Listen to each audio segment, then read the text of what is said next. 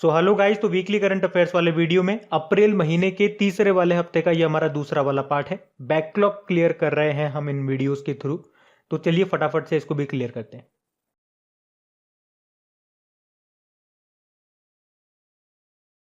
तो प्रश्न पूछा जा रहा है कि किस बैंक ने अपनी तरह का पहला भुगतान समाधान की पेशकश करने के लिए मास्टर कार्ड के साथ समझौता किया।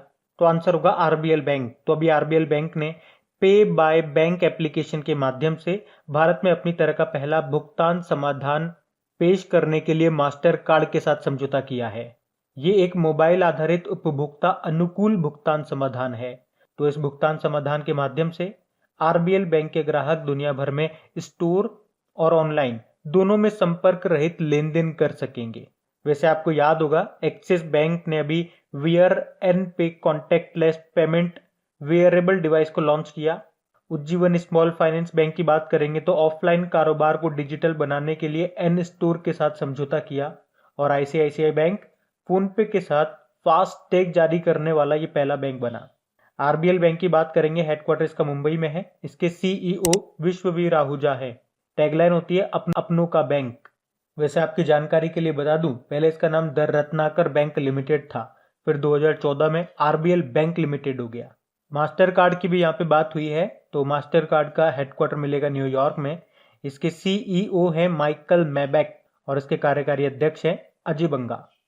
अच्छा बताइए, अभी हाल ही में आरबीआई ने किसकी अध्यक्षता में देश में एसेट रिकंस्ट्रक्शन कंपनियों के बारे में अध्ययन करने के लिए एक समिति का गठन किया? तो आंसर होगा सुदर्शन सेन। तो अभी आरबीआई ने देश में एसेट रिकंस्ट्रक्शन कंपनियों के बारे में अध्ययन करने के लिए एक समिति का गठन किया है। और ये जो समिति है ये ऋण समाधान में एसेट रिकंस्ट्रक्शन कंपनियों की भूमिका का मूल्यांकन करेगी और उनके व्यापार मॉडल की समीक्षा करेगी। और इस समिति की अध्यक्षता आरबीआई के पूर्व कार्यकारी निदेशक सुदर्शन सेन करेंगे। बाकी एस रमन अभी सिडबी के नए सीएमडी बने ये। और रमन से आपको याद आ रखना है, एनवी रमना का नाम नए हमारे चीफ जस्टिस ऑफ इंडिया बने 48 नंबर के। अतीश चंद्र ये फूड कॉर्पोरेशन ऑफ इंडिया के अध्यक्ष बने।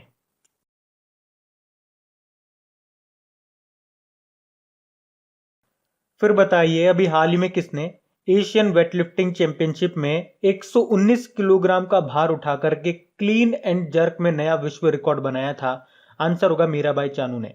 ये इंडियन वेटलिफ्टर है मीराबाई चानू, जिन्होंने ताशकंद में जो एशियन वेटलिफ्टिंग चैंपियनशिप हुआ था उसमें 119 किलो भार उठा करके क्लीन एंड जर्क कैटेगरी में वर्ल्ड रिकॉर्ड बनाया था। और इससे पहले जो क्लीन एंड जर्क का जो वर्ल्ड रिकॉर्ड था वो था 118 किलो का, वो इन्होंने तोड़ दिया। और मीराबाई चानू ने टोटल 205 किलोग्राम का भार उठा करके एशियन वेटलिफ्टिंग चैंपियनशिप में सिल्वर मेडल जीता और एक नया राष्ट्र रिकॉर्ड भी बनाया। फिर बताइए, किसने Emilia Romagna formula 1 grand prix 2021 को जीत लिया? तो आंसर होगा मैक्स वर्स्टपन ने। मैक्स वर्स्टपन ये रेड बुल के ड्राइवर हैं और नीदरलैंड से हैं। और इन्होंने इटली में जो Emilia Romagna formula 1 grand prix 2021 हुई थी उसको जीत लिया। फर्स्ट नंबर पे मैक्स वर्स्टपन रहे थे जो कि नीदरलैंड से हैं और रेड बुल के ड्राइवर हैं। सेकंड नंबर पे इसमें रहे लुइस हैमिल्टन, जो हमेशा फर्स्ट नंबर पे रहते हैं। ये ब्रिटेन से हैं और ये मर्सिडीज के ड्राइवर हैं। फिर बताइए, अभी हाल ही में हुई सीनियर एशियन रेसलिंग चैंपियनशिप 2021 में भारत किस स्थान पे रहा? भारत तीसरे स्थान पे रहा। तो अभी 2021 की ये सीनियर एशियन रेसलिंग चैंपियनशिप हुई थी। अभी ये 13 से 18 अप्रैल तक हुई थी। कहाँ पे? अलमाटी कजाकिस्तान में। और ये इसका 34वां संस्करण था और इसमें भारत 14 मेडल के साथ तीसरे स्थान पे रहा। इन 14 मेडल में से भारत ने 5 गोल्ड जीते, 3 सिल्वर जीते और 6 ब्रोंज मेडल जीते। और टॉप पे कौन रहा? ईरान और कजाकिस्तान। ये 17 मेडल के साथ टॉप पे रहे, 17 मेडल के साथ टॉप पे रहे। फिर बताइए, हाल ही में मोंटे कार्लो मास्टर्स टेनिस में पुरुष का एकल खिताब जीतने वाले स्टेफानोस सित्सिपास ये किस देश के हैं? तो आंसर होगा ग्रीस के। तो मोंटे कार्लो मास्टर्स टेनिस में मेन सिंगल टाइटल जीत लिया स्टेफानोस सित्सिपास ने और ये ग्रीक प्लेयर है। और एसोसिएशन ऑफ टेनिस प्रोफेशनल यानी कि एटीपी के द्वारा टॉप 10 में स्थान पाने वाले ये सबसे युवा खिलाड़ी भी बन गए हैं। देखो, टेनिस से आप याद रख लो, साल में 4 ग्रैंड स्लैम होते हैं। ऑस्ट्रेलियन ओपन होता है, फिर होता है फ्रेंच ओपन जिसे रोलैंड गैरोस भी कहते हैं, फिर विंबलडन ओपन होता है, फिर यूएस ओपन होता है। यहाँ से प्रश्न ये बन जाता है कि कौन सा किस कोर्ट पे खेला जाता है। तो ऑस्ट्रेलियन ओपन और सबसे लास्ट वाला यूएस ओपन, ये हार्ड कोर्ट पे होता है। फ्रेंच ओपन ये आपका क्ले कोर्ट पे होता है। और किंग ऑफ क्ले कोर्ट किसे कहा जाता है? राफेल नडाल को। और विंबलडन ये ग्रास कोर्ट पे होता है। याद रखना, पिछले साल कौन सा ग्रैंड स्लैम नहीं हुआ था, तो वो यही था विंबलडन। और इस साल केवल आपका ऑस्ट्रेलियन ओपन हुआ है। ऑस्ट्रेलियन ओपन में याद रखो, ये प्रश्न आ सकता है एग्जाम में, क्योंकि इस साल एक ही तो ग्रैंड स्लैम हुआ है। तो ये दो प्रश्न मैं आपको हर बार बताता हूँ। एक तो पिछले साल कौन सा ग्रैंड स्लैम नहीं हुआ था? Wimbledon open. इस साल अभी तक केवल आपका ऑस्ट्रेलियन ओपन हुआ, जिसमें पुरुष का खिताब यानी कि मेन सिंगल टाइटल जीता था नोवाक जोकोविच ने, और वो कहाँ से हैं? वो सर्बिया से हैं। और महिलाओं का खिताब जीता था किसने? वुमेन सिंगल टाइटल जीता था नाओमी ओसाका ने। वो कहाँ से हैं? वो जापान से हैं। ये याद रखना आप। अच्छा बताइए, हाल ही में भारत के 68th ग्रैंड मास्टर कौन बन गए? तो आंसर होगा अर्जुन कल्याण। तो अर्जुन कल्याण ये सर्बिया में चल रहे ग्रैंड मास्टर राउंड रॉबिन रूजना जोरो 3 2021 में भारत के 68th ग्रैंड मास्टर बन गए हैं। ये 18 साल के हैं और कहाँ से हैं? चेन्नई से हैं। बाकी डी गुकेश ये अब तक के सबसे युवा ग्रैंड मास्टर हैं हमारे। जी आकाश ये 66 नंबर के ग्रैंड मास्टर थे। और अर्जुन कल्याण तो 68 नंबर के हैं। बाकी 67 नंबर के थे ये लियोन मेंडोंका, ये गोवा से थे। अच्छा, भारत के पहले ग्रैंड मास्टर का नाम क्या है? विश्वनाथ आनंद है। और वर्ल्ड चेस डे कब मनाते हैं? 20 जुलाई को मनाते हैं। और चेस को रेगुलेट करने वाली बॉडी है फिडे। इसका हेडक्वार्टर मिलेगा आपको लॉजेन स्विट्जरलैंड में। चलो एक प्रश्न मैं आपसे पूछ रहा हूँ, विश्वनाथ आनंद की बायोग्राफी का नाम बताइए।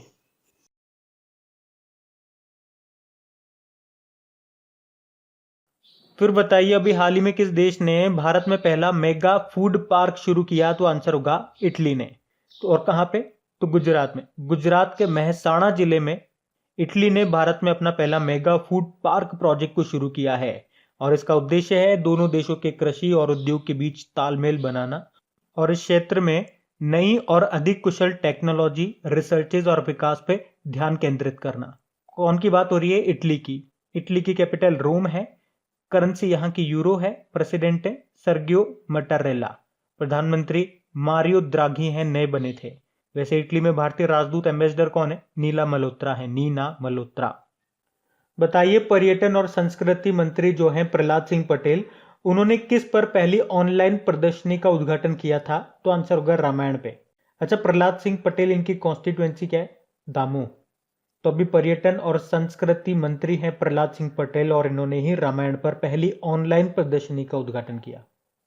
अच्छा बताइए, अभी हाल ही में माउंट अन्नपूर्णा को फतेह करने वाली पहली भारतीय महिला कौन बन गई? तो आंसर होगा प्रियंका मोहिते। ये पश्चिमी महाराष्ट्र के सतारा की हैं प्रियंका मोहिते और ये विश्व की 10वीं सबसे ऊंची पर्वत चोटी माउंट अन्नपूर्णा को फतेह करने वाली पहली भारतीय महिला बन गई हैं। अच्छा, माउंट अन्नपूर्णा ये नेपाल में स्थित हिमालय का ही एक मैसिफ है, पुंजक है, जिसमें 8000 मीटर से ज्यादा ऊंची चोटी शामिल है और इसे चढ़ाई करने के लिए सबसे कठिन पहाड़ों में से एक भी माना जाता है। देखो, विराट चंद्रा का नाम आपने न्यूज में सुना होगा। अभी वैसे तो ये हैदराबाद के हैं, उम्र 7 साल है। जो माउंट किलिमंजारो है अफ्रीका महाद्वीप की सबसे ऊंची चोटी, उस पे पहुंचने वाले या उसे फतेह करने वाले सबसे युवा बन गई ये माउंट किलिमंजारो। ये किस देश में है? तंजानिया में। और गुनीत मोंगा की बात करेंगे तो फ्रांस का दूसरा सबसे बड़ा सिविलियन अवार्ड मिला था इनको, जिसको कहते हैं night of the order of arts and letters. अच्छा बताइए, नासा के छोटे हेलीकॉप्टर का नाम क्या है जिसने मंगल ग्रह पर पहली बार उड़ान भरी? तो आंसर होगा इंजीन्यूटी। तो नासा का एक छोटा हेलीकॉप्टर है ये जिसका नाम है इंजीन्यूटी। उसने मंगल ग्रह पर यानी कि दूसरे ग्रह पर पहली संचालित उड़ान भरी थी अभी। और यहाँ से एक प्रश्न आपका ऐसे भी पूछा जा सकता है कि इसका नाम इंजीन्यूटी किस छात्रा के द्वारा रखा गया था? तो वणिजा रूपाणी इसका आंसर हो जाएगा।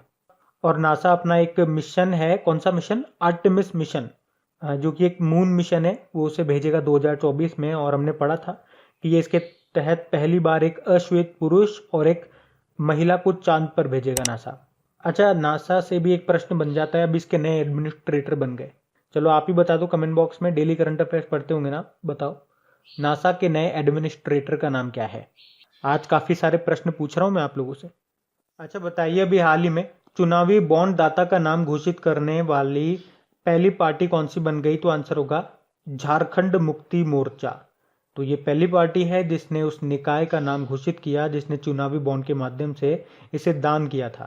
एक्चुअली में पार्टी की 2019-20 की रिपोर्ट में 1 करोड़ रुपए के दान की घोषणा की गई थी। और रिपोर्ट के अनुसार ये दान जो है ये एल्यूमिनियम और तांबा निर्माण कंपनी हिंडाल्को ने किया था।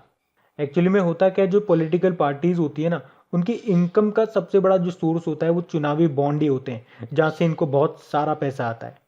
तो इससे ये सवाल उठता है कि क्या राजनीतिक जो पॉलिटिकल पार्टीज हैं उनको उन दाताओं के पहचान के बारे में पता होता है जिन्होंने चुनावी बॉन्ड के माध्यम से योगदान किया?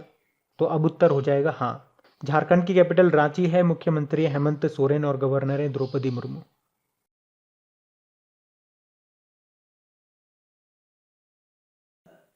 बताइए द क्रिसमस पिग नाम का जो उपन्यास है उसके लेखक कौन है? जेके रॉलिंग है। तो जेके रॉलिंग ये ब्रिटिश लेखिका है और आपको याद होगा हैरी पॉटर जो सीरीज है उसको लिखा है इन्होंने। और अभी इनका ये नया उपन्यास आ रहा है जो अक्टूबर 2021 में रिलीज किया जाएगा जिसका नाम है द क्रिसमस पिग। बाकी Neha Sinha wild and wilful tale of 15 iconic Indian species नाम की बुक को लिखा। नितिन गोखले ने Manohar Parrikar brilliant mind and simple life नाम की बुक को लिखा। और Sameer Soni my experiments with. अच्छा बताइए अभी राष्ट्रीय लोक सेवा दिवस कब मनाया गया? तो आंसर होगा 21 अप्रैल को। तो भारत में सिविल सर्विसेज डे हर साल 21 अप्रैल को मनाया जाता है। और 21 अप्रैल को ही क्यों मनाया जाता है? क्योंकि इस दिन देश के पहले जो गृह मंत्री थे कौन? सरदार वल्लभ भाई पटेल। उन्होंने 1947 में नवनियुक्त प्रशासनिक सेवा अधिकारियों को संबोधित किया था और उन्होंने लोक सेवकों को स्टील फ्रेम ऑफ इंडिया भी कहा था। वैसे 21 अप्रैल को विश्व रचनात्मक और नवाचार दिवस world creativity and innovation day के रूप में भी मनाया जाता है, ये भी ध्यान रखना।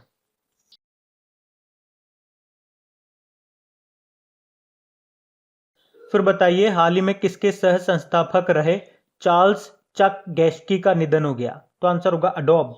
तो अडोब के सह संस्थापक चार्ल्स चक गैस्की का भी 81 वर्ष की उम्र में निधन हो गया।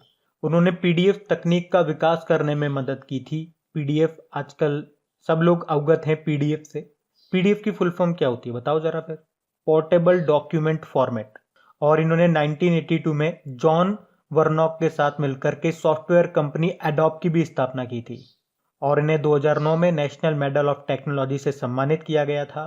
और देखो एडोब का हेडक्वार्टर याद रख लो कैलिफोर्निया यूएस में है। वर्तमान में इसके सीईओ शांतनु नारायणन।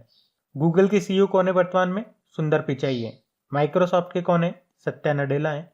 और नोकिया के हैं राजीव सूरी। फिर बताइए अभी हाल ही में जी वेंकट सुब्बैया का निधन हो गया। ये एक प्रसिद्ध क्या थे? तो ये लेक्सियोग्राफर थे। अच्छा लेक्सियोग्राफर ये कौन होते हैं? तो ये एक ऐसा व्यक्ति होता है जो डिक्शनरी लिखता है, डिक्शनरी को कंपाइल करता है, शब्दों का संकलन करता है, उसे बोलते हैं लेक्सिकोग्राफर। और ये कौन सी भाषा के लेक्सिकोग्राफर थे? ये कन्नड़ भाषा के लेक्सिकोग्राफर थे। वैसे इन्होंने 12 डिक्शनरियां बनाई। और इतना ही नहीं, कन्नड़ भाषा के ये विद्वान भी कहे जाते थे, लेखक भी थे, कवि भी थे, ऐसे राइटर भी थे, मतलब बहुत बड़ी हस्ती थे। और कन्नड़ साहित्य में इनको कर्नाटक सरकार का कन्नड़ साहित्य अकेडमी पुरस्कार भी मिल चुका था, पद्मश्री भी इनको मिल चुका था। और अभी इनका निधन हो गया। और वैसे आपको बता दूं अभी अमेरिका के पूर्व उपराष्ट्रपति का भी निधन हो गया था जिनका नाम था वॉल्टर मोंडले। और इनके समय प्रेसिडेंट थे जिमी कार्टर। वैसे अभी अमेरिका की उपराष्ट्रपति कौन है? पहली महिला उपराष्ट्रपति है कमला हैरिस। और देखो कमला हैरिस से आप 3 बुकें याद रखो। 3 बुकें उन्होंने लिखी थी। कौन कौन सी? The truths we hold, super heroes are everywhere और स्मार्ट ऑन क्राइम, ये भी याद रखो। अच्छा बताइए आरबीआई के पूर्व गवर्नर का भी कोविड-19 के कारण निधन हो गया। तो क्या नाम है उनका? उनका नाम है एम नरसिम्हन। एम नरसिम्हन मतलब पूरा नाम था मेदावोलु नरसिम्हन। इन्हें father of Indian banking reforms के रूप में भी जाना जाता था, यानी कि भारतीय बैंकिंग सुधार के पिता इन्हें कहा जाता है। और ये आरबीआई के 13वें नंबर के गवर्नर थे। वैसे अभी वर्तमान में 25वें नंबर के गवर्नर है शक्तिकांत दास। केसी चक्रवर्ती ये आरबीआई के पूर्व डेप्यूटी गवर्नर थे, कुछ समय पहले ही इनका निधन हुआ। बीपी कानूनगो ये आरबीआई के डेप्यूटी गवर्नर थे, अभी रिटायर्ड हो गई है। और देखो यहां से एक प्रश्न आपसे पूछूंगा मैं, इनकी जगह अब नए डेप्यूटी गवर्नर कौन बन गए आरबीआई के, बताओ।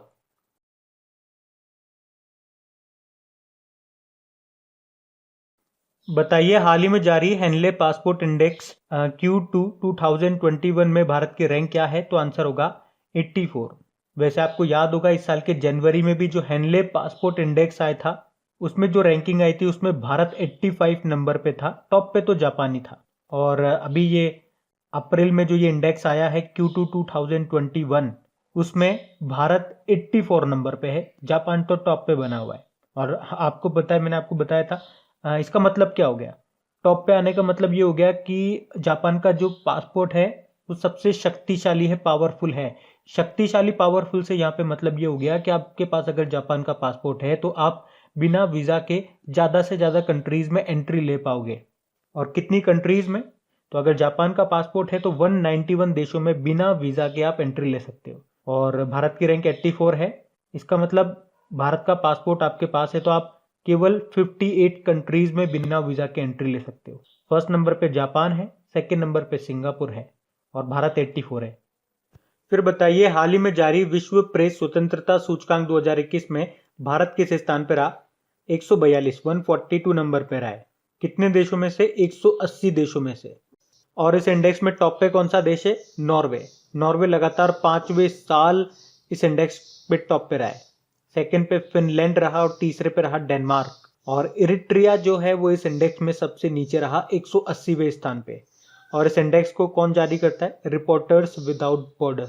बाकी आपको बता दूं अभी जो वर्ल्ड हैप्पीनेस इंडेक्स आया था जिसको यूनाइटेड नेशन ने जारी किया था उसमें भारत 139 नंबर पे था। टॉप पे फिनलैंड था। उसके अलावा भी इकोनॉमिस्ट इंटेलिजेंस यूनिट ने जो इंक्लूसिव इंटरनेट इंडेक्स 2021 जारी किया उसमें भारत 49 नंबर पे था। टॉप पे स्वीडन था। और अभी ब्लूमबर्ग ने जो इनोवेशन इंडेक्स जारी किया उसमें भारत 50वें नंबर पे था। टॉप पे साउथ कोरिया था। तो ये याद रखना।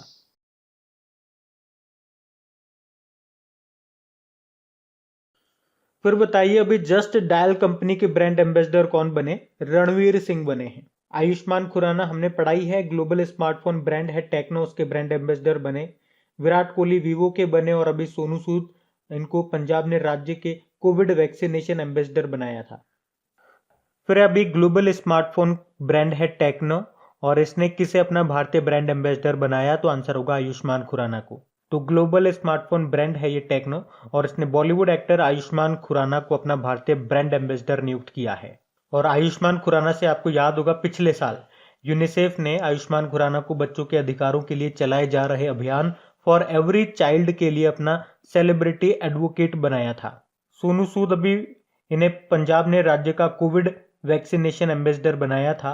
विराट कोहली अभी वीवो के बने थे और Sachin Tendulkar Paytm first games के बने थे।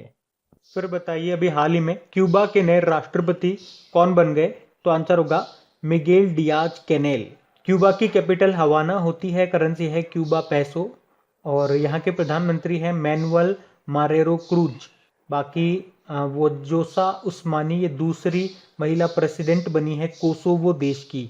एडवर्ड हैगर स्लोवाकिया के नए प्रधानमंत्री बने और मार्क रूट नीदरलैंड के चौथी बार प्रधानमंत्री बने।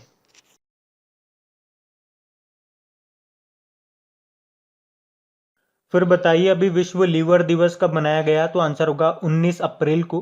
तो ये शरीर का दूसरा सबसे बड़ा अंग है और इसी के बारे में जागरूकता फैलाने के लिए हर साल 19 अप्रैल को वर्ल्ड लीवर डे के रूप में मनाया जाता है।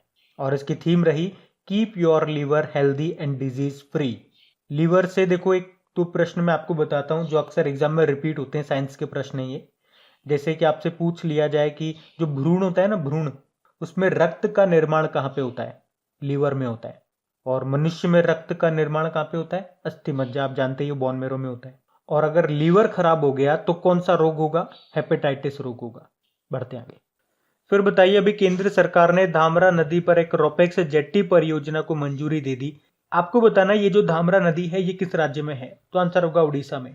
अच्छा, जेट्टी क्या होता है? जेट्टी एक जहाज ही होता है, काफी तेज चलने वाला एक जहाज होता है, नाव से बड़ा होता है ये। तो उड़ीसा में है ये धामरा नदी और यहीं पर 110 करोड़ रुपए की जेट्टी परियोजना को मंजूरी मिल गई है। तो इसके बनने से सड़क मार्ग से जो दूरी तय करने में यात्रियों को भी 6 घंटे लगते थे तो जल मार्ग से सिर्फ 1 घंटा लगा करेगा। अच्छा, हमारे जहाज रानी मंत्री, शिपिंग मंत्री कौन है? मनसुख मांडविया हैं। और ये जो जहाज सेवा है ये किन दो जगहों को जोड़ेगी? तो उड़ीसा के केंद्रपाड़ा जिले के तलचुआ को भद्रक जिले के कनाली से जोड़ेगी ये परियोजना। उड़ीसा की कैपिटल भुवनेश्वर है, मुख्यमंत्री यहाँ के नवीन पटनायक है, गणेशी लाल यहाँ के गवर्नर हैं और अभी चीफ जस्टिस बने थे, उनका नाम क्या है? एस मुरलीधर।